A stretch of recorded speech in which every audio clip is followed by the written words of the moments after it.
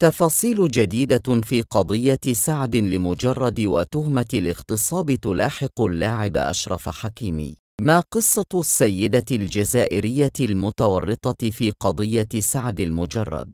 ولكن قبل أن تبدأ لأتسنى أن تعمل لايك للفيديو والاشتراك في القناة وتفعيل الجرس ليصلك كل ما هو جديد.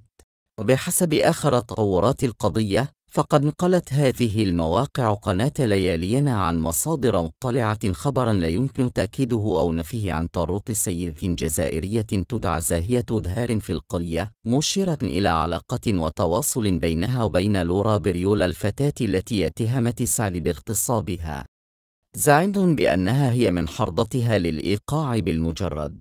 وكشفت التقارير أن زاهية سبق وأن ورطت كلا من لاعبي المنتخب الفرنسي كريم بنزيما وفرانكو ريبري بقضايا مماثلة وأحالتهما إلى القضاء بعد إقامة علاقات معها.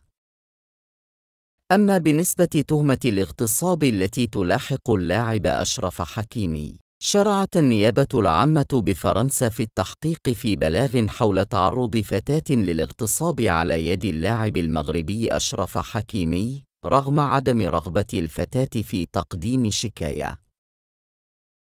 كشفت صحيفة لو باريزيان الفرنسية مساء اليوم الاثنين أن اللاعب الدولي المغربي أشرف حكيمي نجم فريق باريس سان جيرمان متهم في قضية اغتصاب.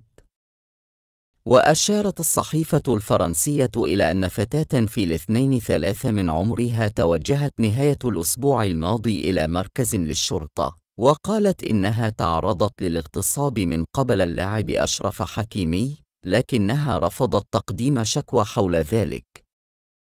كما أفادت صحيفة لو باريزيان بأن أشرف حكيمي تواصل مع الفتاة المزعومة عبر تطبيق انستغرام يوم 16 يناير المنصرم، بينما وقعت الواقعة يوم السبت الماضي في منزل الدولي المغربي. ويعد حكيمي من بين أبرز لاعبي باريس سان جيرمان، فهو يشكل قوة ضاربة على المستويين الدفاعي والهجومي إلى جانب نجوم النادي كالأرجنتيني ليونيل ميسي والبرازيلي نيمار والفرنسي كيليان مبابي. أعطوني رأيكم في التعليقات.